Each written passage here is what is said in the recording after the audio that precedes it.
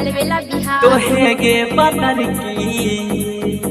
धीरे धीरे नाचे तोहे गे पतर की नचे दे है बौधान कुट गे पुलाव नाचे तो फूट गे साज तो रुस गे पुलाव नाचे तो फूट गे साज तो रुस गे पुलाव नाचे तो फूट गे साज तो रुस गे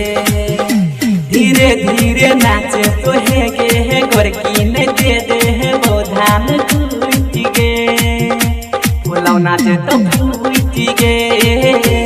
साज तो रुस गे पुलाव नाचे तो फूट गे साज तो रुस गे पुलाव नाचे तो फूट गे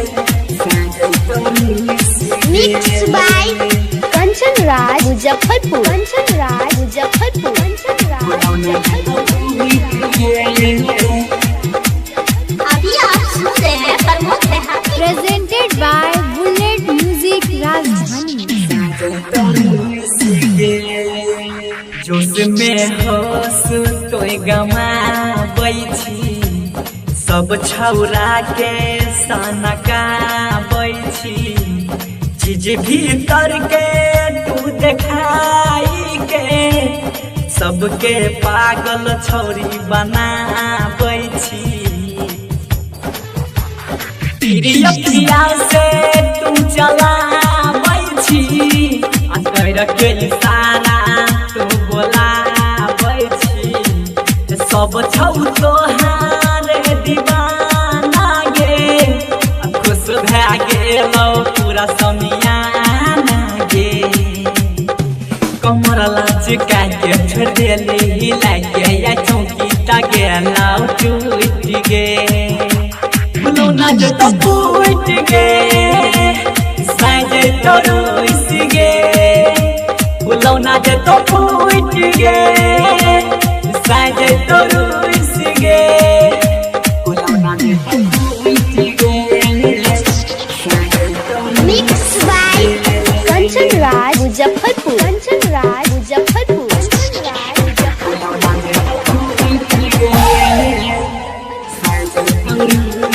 प्रेजेंटेड बाय बुलेट म्यूजिक राजधानी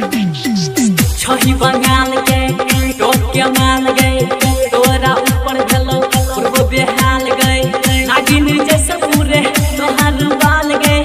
कहते छौरा के कली हलाल गए टोप के राखे अपन खजाना गे कहै छोराई तोर चंचल दीवाना गे प्रमोद देहातिया कर दे तो बाती मजा ले तो बढ़िया से लूट गे